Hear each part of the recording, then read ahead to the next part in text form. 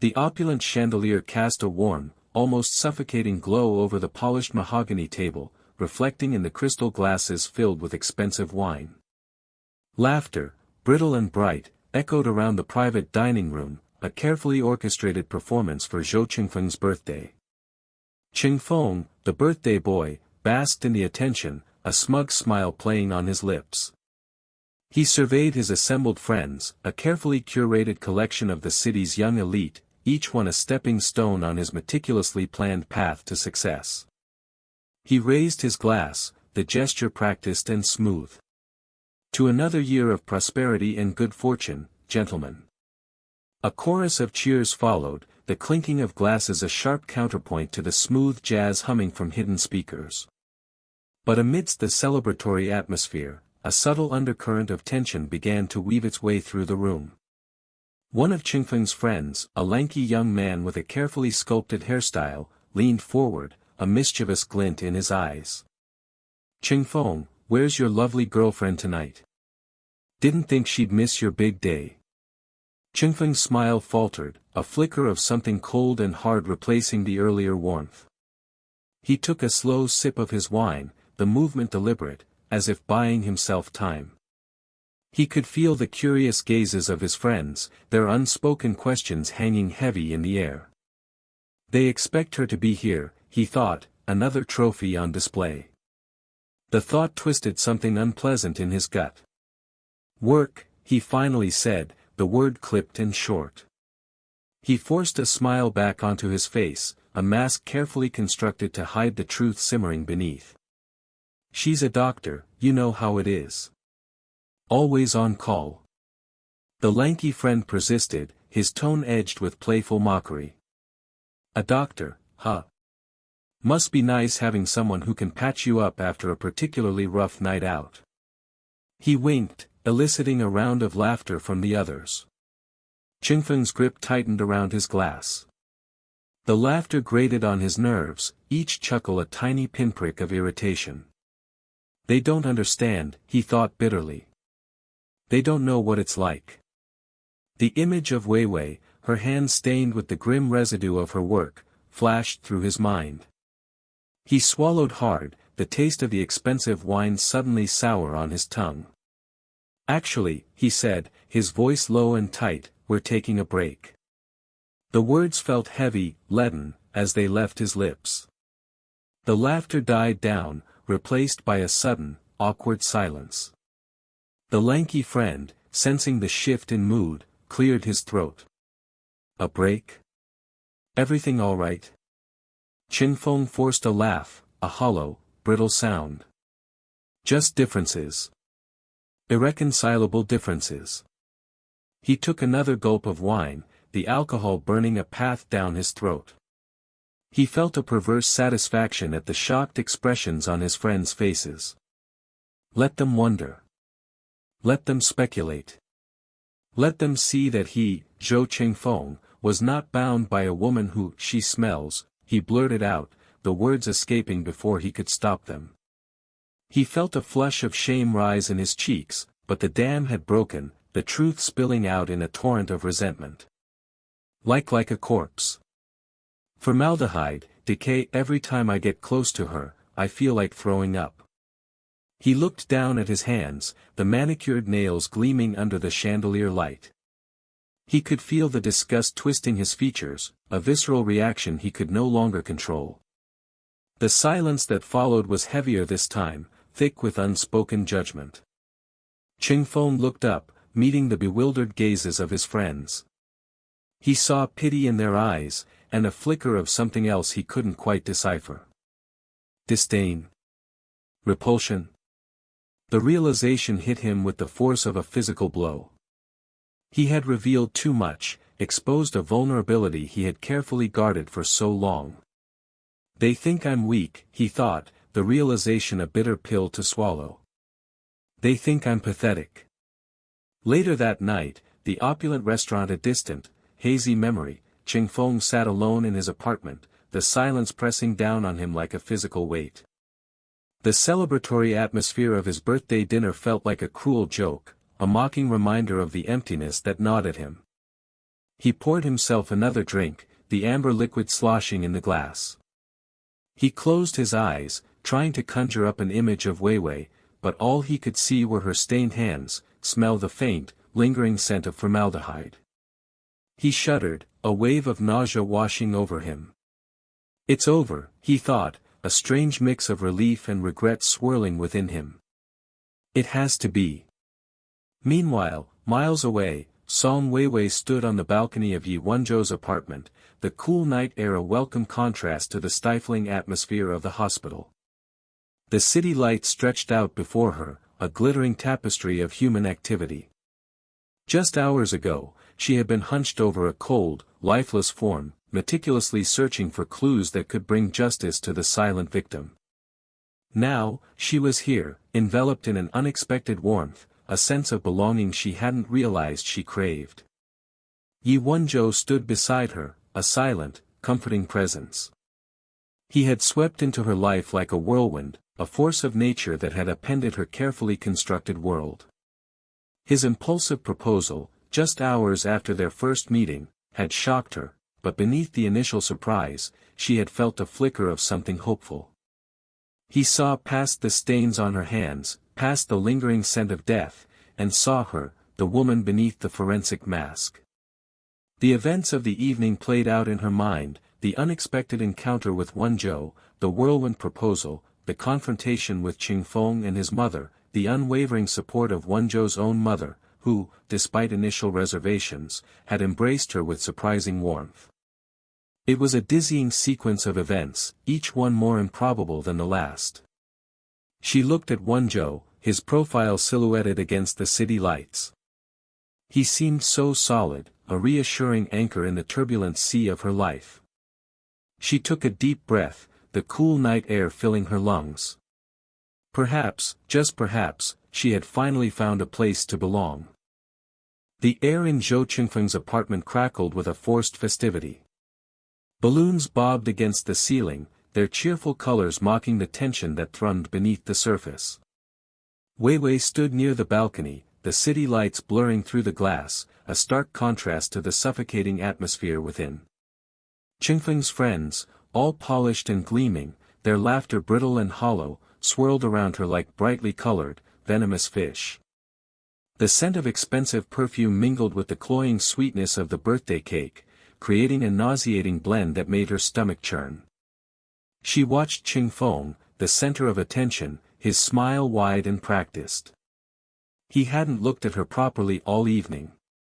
Each time their eyes met, his gaze flickered away, a mixture of guilt and annoyance flashing across his features. He's ashamed of me, she thought, the realization a cold knot in her gut. Ashamed of the faint, metallic scent that clings to me, the scent of death that follows me home from the autopsy room. She knew this was coming. The subtle digs about her profession, the veiled criticisms from his mother, the increasing distance between them, it had all been building towards this inevitable moment. A waiter passed by with a tray of champagne flutes, the bubbles rising like tiny, fleeting hopes. Weiwei took one, the cold glass a stark contrast against her feverish skin. She took a sip, the sharpness of the champagne doing little to quench the dryness in her throat. Weiwei, darling, aren't you going to mingle? Qingfeng's mother materialized beside her, her smile tight, her eyes scrutinizing. These are important connections for Qingfeng's future, you know. The unspoken accusation hung heavy in the air. You, with your gruesome job, you're holding him back. Weiwei swallowed the lump in her throat. I'll join them in a moment, Auntie. Qingfeng's mother gave a curt nod and glided away, her silk dress whispering against the polished floor. Weiwei closed her eyes, inhaling deeply, trying to steady her nerves. This is it. This is the end. She found Qingfeng on the balcony, talking animatedly on his phone. His back was to her, giving her a moment to observe him, really observe him, perhaps for the last time. The sharp cut of his suit, the expensive watch glinting on his wrist, the carefully styled hair. It all felt foreign, a costume he wore to fit into a world she didn't belong to. Qingfeng, she said, her voice surprisingly steady. He turned, his smile faltering as he saw the expression in her eyes. Wei Wei, there you are. I was just, Zhou Qingfeng, she interrupted, her voice cutting through his practiced charm, let's break up. The words hung in the air, stark and final. The smile vanished from his face, replaced by a look of disbelief, then anger. What are you talking about? He hissed, lowering his voice, glancing nervously at the party inside. We're not compatible, Wei Wei said, each word carefully enunciated. The differences between humans and animals, we are not suitable. The irony wasn't lost on her. He saw her profession as dealing with the dead, the animalistic. But it was his shallowness, his obsession with appearances, that made him less human in her eyes. His face contorted in a mixture of rage and humiliation. Don't be ridiculous, he whispered fiercely. You're just being dramatic. No, Qingfeng, Wei Wei said, her voice calm despite the turmoil inside. I'm being realistic. This isn't working. It hasn't been working for a long time. He opened his mouth to argue, but she cut him off. It's over. She turned and walked away, the weight of the past few months lifting with every step. She didn't look back.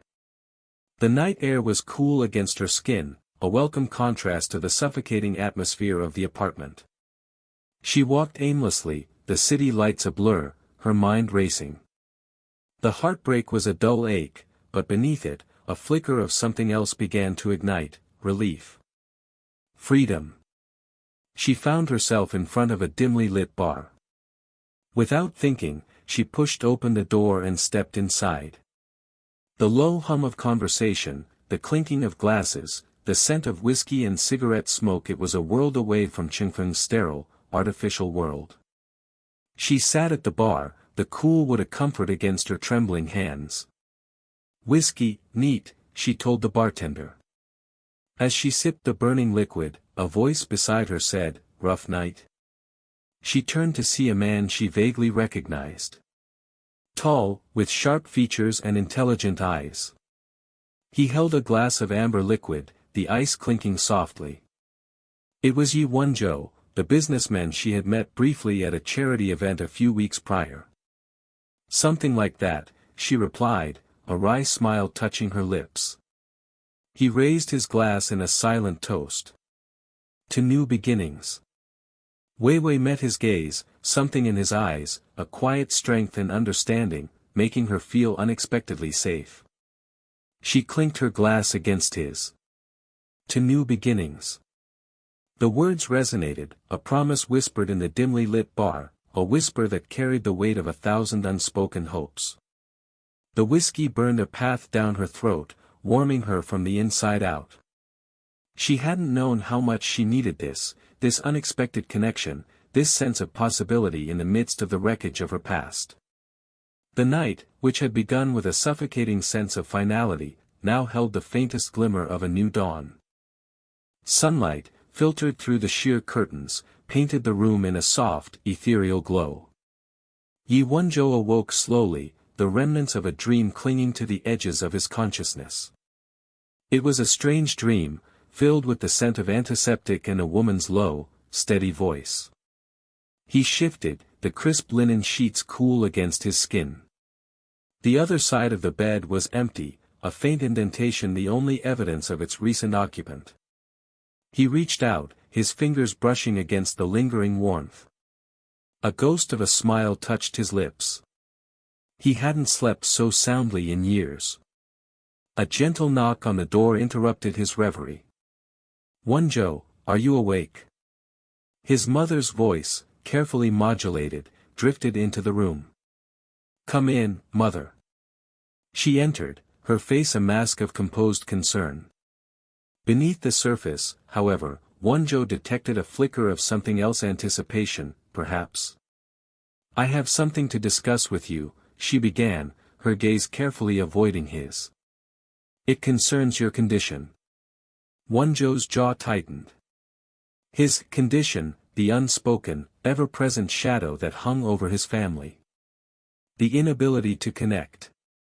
It was a source of shame, a whispered secret he carried like a lead weight.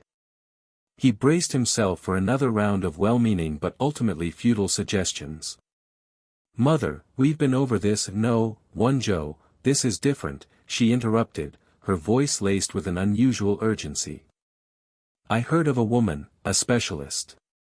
She possesses unique traits. People say she can awaken dormant energies."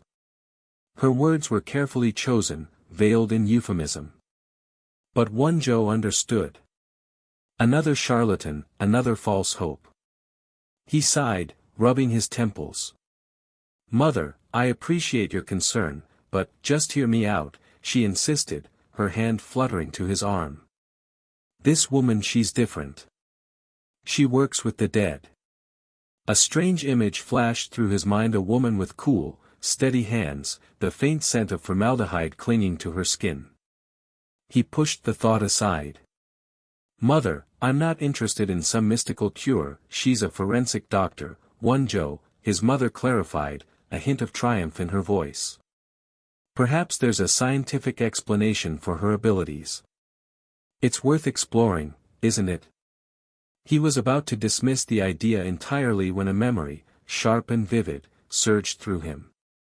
The scent of antiseptic, the feel of soft skin against his, a jolt, electric and unexpected, ran through him. He swallowed, his throat suddenly dry. "Last night," he began, his voice barely a whisper. He hesitated, unsure how to articulate the inexplicable. "Last night, his mother leaned forward, her eyes widening with a mixture of curiosity and apprehension. He closed his eyes, replaying the events of the previous night in his mind. The woman's face, framed by dark hair, her eyes filled with a quiet strength. The feel of her hand in his, the way she held his gaze without flinching. The connection. A wave of heat flushed his cheeks. He had never experienced anything like it. I was with someone," he finally admitted, the words feeling strange and unfamiliar on his tongue. His mother's breath hitched. "Who? One of those actresses again?" Her voice dripped with disapproval. "No," he said firmly. "It was Som Weiwei." A stunned silence filled the room. His mother stared at him, her mouth slightly agape.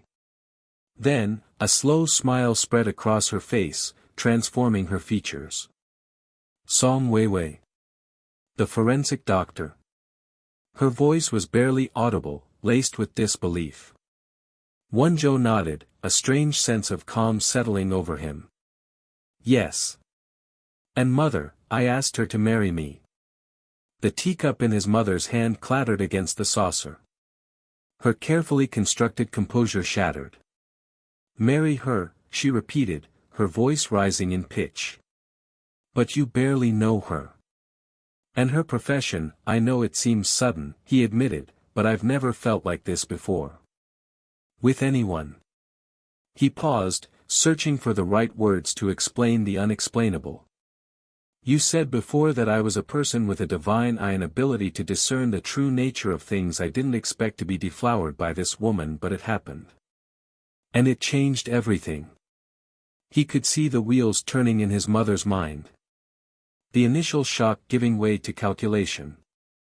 The prospect of an heir, of securing the family legacy, would outweigh any reservations about Weiwei's profession. He met her gaze, his own unwavering. "I know what I'm doing, mother. I'm going to marry her." His mother's expression shifted again, a shrewd gleam entering her eyes. "Well," she said slowly, a hint of a smile playing on her lips. "This is unexpected. But perhaps it is fate. Tell me everything." "Everything." As Wonjo recounted the events of the previous night, he felt a strange sense of detachment, as if he were watching a scene unfold from a distance. The humiliation of the birthday party, the unexpected encounter with Weiwei, the impulsive proposal, it all felt surreal, like a dream. But the lingering warmth on his skin, the memory of her scent, the echo of her voice, those were undeniably real. And as he spoke, a new feeling began to blossom within him, a feeling he hadn't realized he'd been missing. Hope. The opulent silence of Yi Wonjo's home, a stark contrast to the chaotic restaurant, pressed in on Song Weiwei. The air, thick with the scent of lilies and aged wood, felt heavy, expectant. She sat on the edge of a plush cream sofa, the silk cool against her skin, yet a nervous heat prickled beneath. The whirlwind of the evening, the humiliation, the proposal, the hasty ceremony played on a loop in her mind, each replay blurring the edges of reality. Had she truly just married a man she barely knew? A man who, despite his impulsive actions, possessed an unsettling calmness that both intrigued and unnerved her. The sudden, sharp ring of the doorbell shattered the fragile quiet. Weiwei's heart leaped. Was it her family? Would they understand? Or would they see this as another example of her impulsiveness, another mark against her already unconventional life? Before she could dwell, the heavy oak door swung open, revealing not her family, but Zhou Qingfeng, his face contorted with a mixture of disbelief and fury. His mother trailed behind him, clutching her handbag like a shield, her eyes wide with shock. Song Weiwei, Qingfeng spat, his voice laced with venom, are you cursing me in a roundabout way? His words struck her like a physical blow. The accusation, so absurd, so out of touch with the hurt she felt, ignited a flicker of anger within her. Had he come here to berate her, to add insult to injury? He hadn't even asked why, hadn't bothered to understand. All he saw was a slight against his own ego. Qingfeng, his mother interjected, her voice trembling, what's the meaning of this? What's going on here? She looked from her son to Weiwei, her confusion palpable. The lavish surroundings, the sudden appearance of her son's ex-girlfriend in this unfamiliar house, it was all too much. Before Weiwei could respond, a calm, measured voice cut through the tension. Qingfeng, Yi Wonjo said, emerging from a hallway, his presence radiating an authority that instantly commanded the room. What a surprise! To what do we owe this unexpected visit? His gaze shifted briefly to Weiwei, a flicker of something unreadable in his eyes, before returning to Qingfeng.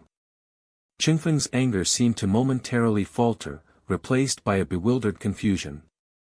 Yan Wenjiao is my uncle, he blurted out, the words tumbling out in a disjointed rush. His mother gasped, her hand flying to her mouth. Weiwei felt a cold dread creep up her spine. Uncle?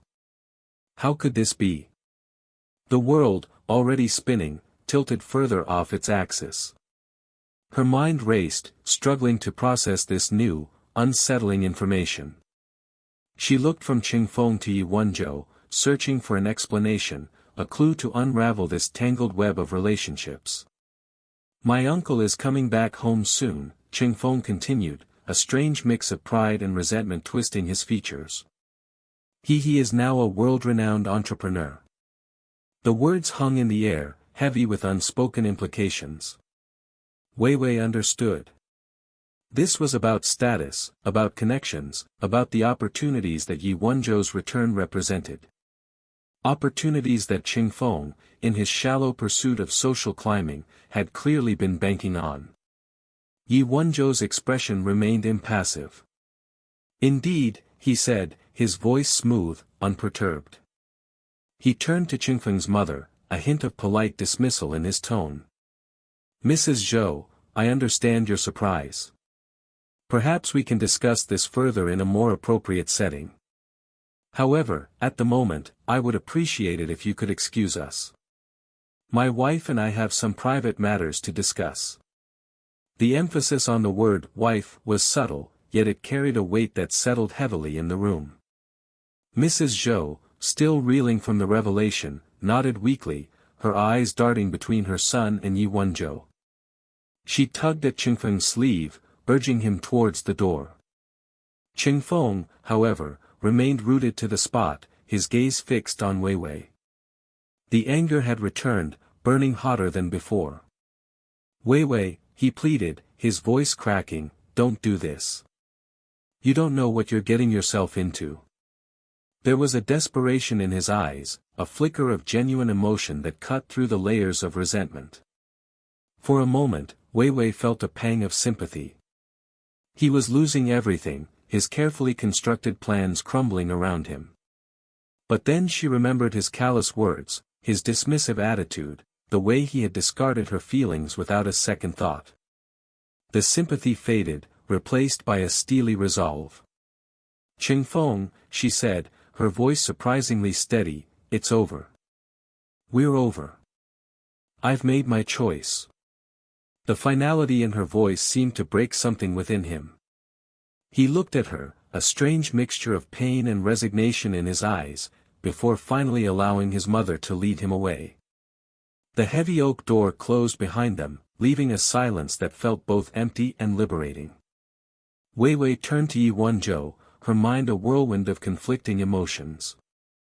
She had just married a man she barely knew, a man who was her ex-boyfriend's uncle. It was a situation so bizarre, so improbable, that it felt like a scene from a darkly comedic play. Yet, beneath the absurdity, a strange sense of calm was beginning to settle within her. In the chaos, she had found a strange sort of clarity. She had made a choice, a reckless, impulsive choice, perhaps, but a choice nonetheless. And now, she would face the consequences, whatever they may be, with her head held high. Yi Wenzhou watched her, his expression unreadable. The silence stretched, thick with unspoken questions and unanswered doubts. Finally, he spoke, his voice low and soft, "Are you all right?" Wei Wei looked at him, her heart pounding in her chest. "I don't know," she admitted, the honesty raw and vulnerable. She took a deep breath, the scent of lilies filling her lungs. The room, no longer oppressive, felt like a sanctuary, a strange, unexpected haven in the midst of the storm. She had made a leap of faith, a blind jump into the unknown. And for the first time in a long time, she felt a flicker of hope, a fragile ember glowing in the darkness. The opulent ballroom, moments ago buzzing with forced gaiety, now hung heavy with a suffocating silence. Zhou Qingfeng's mother stood frozen, her meticulously applied makeup unable to mask the shock that had drained the color from her face. Her perfectly coiffed hair seemed to tremble as the echo of Yi Wenzhou's words, his proposal, his defense of Wei Wei, his accusations against her own son reverberated in the sudden void. Qingfeng himself, his face a mask of contorted fury and disbelief, had stormed out, leaving a trail of whispers and startled glances in his wake. Wei Wei, caught in the eye of the storm, felt a strange detachment, as if observing the scene from a distance. Her heart, moments ago a battlefield of conflicting emotions, now felt strangely numb. "It's over," she thought, the realization settling upon her like a shroud.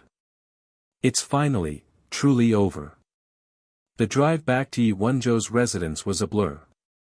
The cityscape flashing past the car window seemed to mirror the chaotic thoughts swirling in her mind. She stole glances at Wenzhou, his profile sharp against the city lights, his expression unreadable. "What have I done?" she wondered, a tremor of uncertainty coursing through her. She had exchanged one life for another, one uncertainty for a different kind of unknown. The scent of his car, a blend of leather and something subtly masculine, filled the air, a stark contrast to the antiseptic smell that clung to her, a constant reminder of her profession, the very thing that had driven Qingfeng away. Wenzhou's mother greeted them at the door, her face a carefully composed mask of polite inquiry. Wei Wei felt her stomach clench. This was a different battleground, a different kind of scrutiny. "Wenzhou, dear," his mother began, her voice smooth as silk, yet laced with an undercurrent of steel, "perhaps Miss Song would like to freshen up after the evening's events." Wei Wei caught the subtle emphasis on events, a clear indication that the news had already reached her. "She's testing me," Wei Wei realized, her hand instinctively going to smooth down her slightly rumpled dress. "She's already assessing the damage." "Thank you," Wei Wei replied, her voice steadier than she felt. She followed a maid to a guest room, the silence of the house pressing in on her. The following days were a whirlwind of activity. Wonjo, true to his word, began making arrangements for their marriage. His efficiency was both impressive and overwhelming. Wei Wei found herself caught in a current, swept along by his decisions, her own voice lost in the rush. His mother, after the initial coolness, had adopted a disconcertingly amiable facade. She showered Wei Wei with compliments, discussed wedding plans with an almost manic enthusiasm, yet Wei Wei couldn't shake the feeling that she was being studied, dissected, categorized. She felt like an insect pinned beneath a microscope, every flaw magnified, every vulnerability exposed. One afternoon, Wonjo's mother invited Wei Wei for tea. The delicate porcelain cups, the fragrant steam rising from the jasmine tea, the hushed elegance of the room, it all felt suffocatingly formal. "This tea is nothing strange," Wonjo's mother said, her smile not quite reaching her eyes. Wei Wei took a sip, the taste bitter on her tongue. Something felt wrong, a prickle of unease in the back of her mind. She placed the cup back on the saucer, the delicate clink echoing in the silence. "Song Wei Wei, what nonsense are you talking about? What's wrong with this tea?" Wonjo's mother's voice, though still controlled, held a sharp edge. Wei Wei met her gaze, her own eyes unwavering. "I can't explain it," she said, her voice calm despite the turmoil within, "but I know something isn't right." The faint, metallic tang on her tongue, the subtle shift in the tea's aroma, the almost imperceptible bitterness her senses, honed by years of working with the dead, screamed at her that something was amiss. Later, tests confirmed her suspicions. The tea had been laced with a slow-acting poison, undetectable to the untrained palate. The revelation sent a shockwave through the household. Wonjo's initial reaction was disbelief, followed by a cold fury that chilled Wei Wei to the bone. His mother, however, seemed strangely unperturbed, her composure unsettling. The investigation that followed revealed a conspiracy more twisted than Wei Wei could have imagined. Zhou Qingfeng, driven by a venomous blend of jealousy and resentment, had not only orchestrated the poisoning, but had also manipulated his own family, using their social aspirations and financial vulnerabilities to further his scheme. He had hoped to eliminate Wei Wei and, in the ensuing chaos, discredit Wonjo, thereby sabotaging his business and social standing. The depth of his depravity sickened Wei Wei, the betrayal cutting deeper than any romantic heartbreak. As the truth unraveled, Wonjo's mother's facade finally crumbled. The carefully constructed mask of composure shattered, revealing a mixture of shame, fear, and a surprising vulnerability. She confessed to her complicity, driven by a misguided desire to protect her family's reputation and secure her son's future. The revelation, though painful, brought a strange sense of clarity. The carefully orchestrated world of social appearances and unspoken expectations had finally cracked, exposing the raw, messy emotions beneath. In the aftermath, Wonjo drew closer to Wei Wei. The shared ordeal, the vulnerability they had both witnessed, forged a bond stronger than any fleeting attraction. He saw past the forensic doctor, past the smell of death that clung to her, and recognized the strength, the resilience, the unwavering integrity that lay beneath. He saw her not as a liability, but as an equal, a partner, a woman worthy of his respect and his love. Wei Wei, in turn, found herself drawn to his unwavering support, his quiet strength, the unexpected depth of his character. The fear and uncertainty that had plagued her began to recede, replaced by a growing sense of belonging, a sense of finally coming home. The antiseptic smell that had once been a barrier between her and the world now seemed less pervasive, replaced by the warmth of his hand in hers, the steady rhythm of his heartbeat against her own.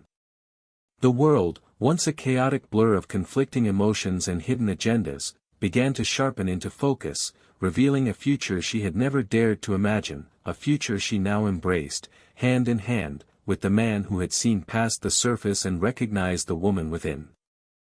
The quiet elegance of Yi Wonjo's home was a stark contrast to the chaotic scene at the birthday party just days before. Sunlight streamed through the floor-to-ceiling windows, illuminating the dust motes dancing in the air, a silent ballet against the backdrop of the city sprawling below. Wei Wei sat on the plush sofa, the soft fabric a stark contrast to the knot in her stomach. It had been a whirlwind few days, a disastrous birthday party, a shocking proposal, a terrifying near-accident, and now, this unsettling calm. Her hands, still slightly trembling, rested in her lap. She could still feel the phantom sensation of Qingfeng's hands on her, the chilling glint in his eyes. He really meant to hurt me.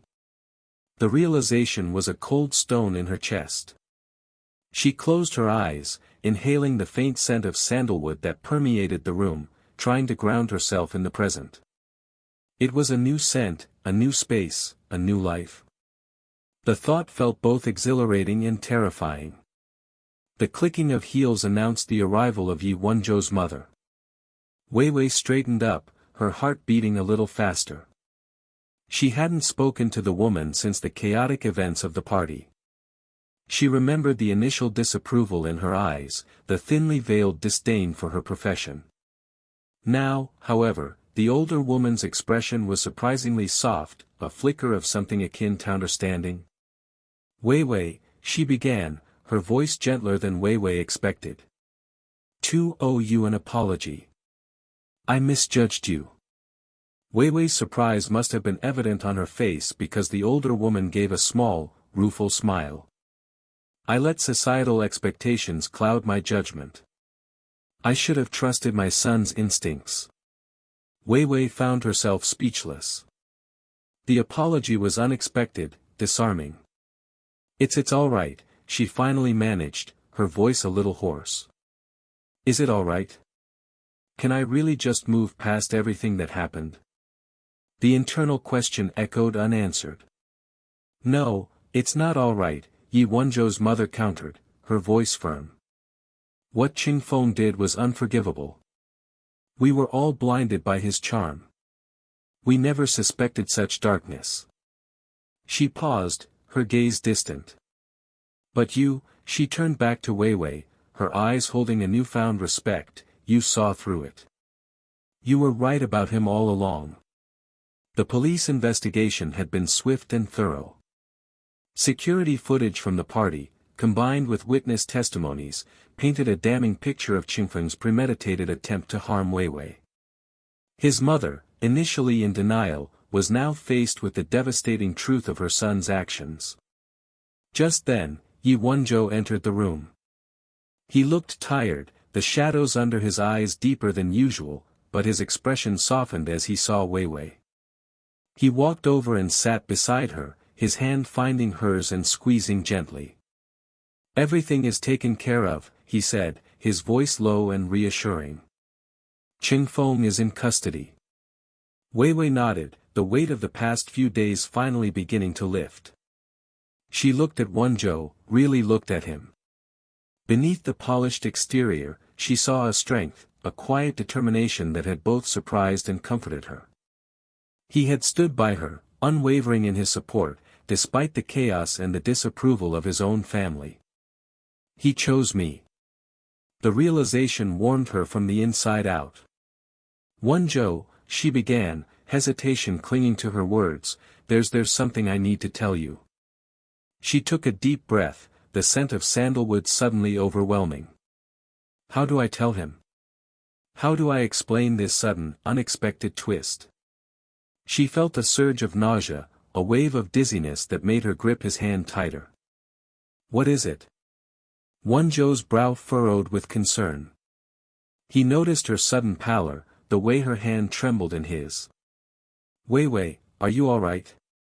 She opened her mouth to speak, but the words seemed to catch in her throat. Just then, Yi Wonjo's mother gasped, her eyes widening as she looked at Wei Wei. "Dear God," she whispered, her voice trembling. "Yuri, I'm pregnant," Wei Wei finally managed, the words barely a whisper. The silence that followed stretched, heavy and pregnant with unspoken emotions. Wonjo stared at her, his expression unreadable. He's going to leave me. He's going to think I trapped him. The thought was a sharp, painful stab. She braced herself for the rejection, the accusations, the inevitable unraveling of this fragile new beginning. But instead, a slow smile spread across Wonjo's face, transforming his features. Relief, wonder, and a profound joy radiated from him. Pregnant, he repeated, his voice thick with emotion. He reached out, his hand gently resting on her stomach. "You're going to have a baby?" Weiwei nodded, tears blurring her vision. "I just got married yesterday," she murmured, a self-deprecating laugh escaping her lips. "This is a lot." Wonjo's mother, recovering from her initial shock, rushed forward, her arms enveloping Weiwei in a warm embrace. "Oh, my dear," she whispered, her voice choked with emotion. "This is wonderful news. A blessing. A true blessing." The tension that had been a constant companion for the past few days finally dissipated, replaced by a sense of cautious hope, a fragile peace. As Wonjo held her close, his hand protectively over hers on her stomach, Weiwei felt a surge of something she hadn't felt in a long time, a sense of belonging, of acceptance, a family. The scent of sandalwood, no longer overwhelming, now felt like a comforting embrace, a promise of a new beginning, a new chapter in a life that had been unexpectedly, beautifully rewritten. The road ahead was still uncertain, filled with the unknown challenges of parenthood and the lingering shadows of the past. But in that moment, held safe in Wonjo's arms, surrounded by the warmth of his family's acceptance, Weiwei felt a flicker of hope, a fragile belief that maybe, just maybe, she had finally found her place in the world.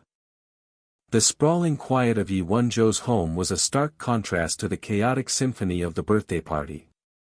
Sunlight streamed through floor-to-ceiling windows, illuminating dust motes dancing in the air, a silent ballet in the vast, minimalist living room. Weiwei sat on the edge of a plush, cream-colored sofa, the soft fabric a stark contrast to the sterile metal of the autopsy tables she was accustomed to. Her hand instinctively went to her stomach, a subtle, protective gesture.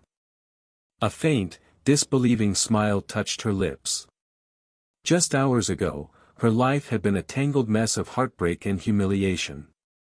Now, she was married to a man she barely knew, pregnant with his child, and mistress of this palace. It felt surreal, like a dream she might wake from at any moment. A shadow fell across her. Yi Wonjo's mother stood before her, a complex expression flickering across her elegant face. Weiwei's heart tightened.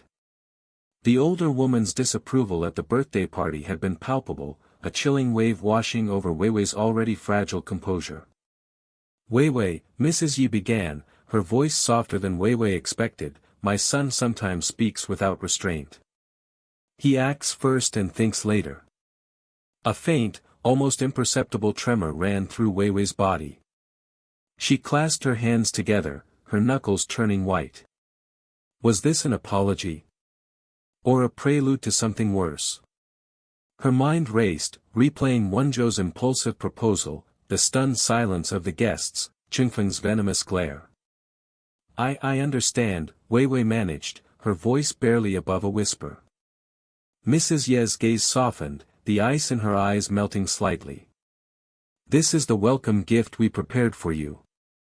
A servant appeared, holding a velvet box. It was open to reveal a dazzling jade pendant, intricately carved with phoenixes, shimmering under the light. Weiwei stared at it, a wave of conflicting emotions washing over her. The gift was extravagant, almost overwhelming. Was it a peace offering? A bribe? A symbol of her new, gilded cage? She swallowed, the lump in her throat making it hard to speak. "It's beautiful," she finally managed, her voice still trembling slightly. She couldn't quite decipher the emotions swirling within the older woman's eyes. Relief? Acceptance? Perhaps a touch of calculation. "It belonged to my grandmother," Mrs. Yi said, a hint of warmth in her voice. It symbolizes good fortune and protection. May it bring you both. Later, alone in the opulent bedroom that was now hers, Wei Wei stood before a floor-to-ceiling mirror. She was dressed in a silk robe, the fabric cool against her skin. She looked at her reflection, a stranger staring back at her. Was this really her life now? She touched her stomach again, a slow, deliberate gesture. A life growing inside her, a life that would forever bind her to this strange new world. A world of wealth, of secrets, and of a man she barely knew. The jade pendant, cool and smooth against her skin, felt like a weight, a reminder of the unexpected turn her life had taken. Days bled into weeks. The sprawling house, initially overwhelming, began to feel less like a gilded cage and more like a sanctuary.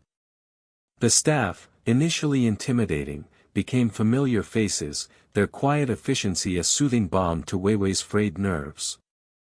One Zhou, surprisingly, proved to be a considerate, even gentle husband. He respected her space, her need for solitude, her unwavering dedication to her work. He would often find her in the small library he had converted into a makeshift study for her, surrounded by medical journals and textbooks. He would sit quietly beside her, watching her work, a silent presence that was somehow comforting. "What are you thinking about?" he asked one afternoon, his voice soft, breaking the silence. Wei Wei looked up, startled. "Just work," she replied, a flicker of a smile touching her lips. "You work too hard," he said, reaching out to gently brush a strand of hair away from her face. The touch was light, almost hesitant, yet it sent a shiver down her spine. "It's what I do," she said, her voice barely a whisper. "It's who I am." "You are more than that," he said, his gaze intense, searching. "You are my wife. And the mother of my child." The words hung in the air, heavy with meaning. Wei Wei's heart ached with a strange mixture of gratitude and fear. She was still adjusting to this new reality, to the idea of belonging, of being cherished. It was a foreign concept, a language she was still learning to speak. One evening, a familiar figure darkened the doorway of her study. Zhou Qingfeng stood there, his face a mask of anger and resentment. "You think you've won, don't you?" he snarled, his voice dripping with venom. Wei Wei's blood ran cold. How had he gotten in? She stood up, her hand instinctively going to her stomach. One Zhou appeared behind Qingfeng, his face impassive, his eyes cold. "Get out," he said, his voice low and dangerous. "This isn't over, Song Wei Wei," Qingfeng hissed, his eyes blazing with hatred. "You'll regret this." One Zhou's grip tightened on Qingfeng's arm, propelling him towards the door. "I suggest you leave before I call security," he said, his voice laced with steel. After Qingfeng's unceremonious departure, Wei Wei stood trembling, the echo of his threats ringing in her ears. One Zhou turned to her, his face etched with concern. "Are you all right?" he asked, his voice filled with genuine concern. Wei Wei nodded, her throat too tight to speak. She felt a wave of dizziness wash over her, and she stumbled slightly. One Zhou caught her, his arms strong and steady around her. I'm fine," she whispered, leaning against him, drawing strength from his presence. Later that night, nestled in One Zhou's arms, Wei Wei finally felt a sense of peace she hadn't realized she'd been craving. "I'm happier," she murmured, her voice barely audible, "after being with you." The words surprised her as much as they seemed to surprise him. He tightened his hold on her, his breath warm against her hair. "Me too," he whispered back, his voice thick with emotion. The silence that followed was not empty, but filled with an unspoken understanding, a shared vulnerability that forged a bond stronger than any impulsive proposal or forced circumstance. The sprawling house, once a symbol of her uncertain future, now felt like a haven, a place where she could finally let down her guard, a place where she might, just might, find the happiness that had always seemed just beyond her reach. The jade pendant, cool against her skin, no longer felt like a weight, but a talisman, a symbol of hope and protection in this strange, new life she was building, brick by fragile brick.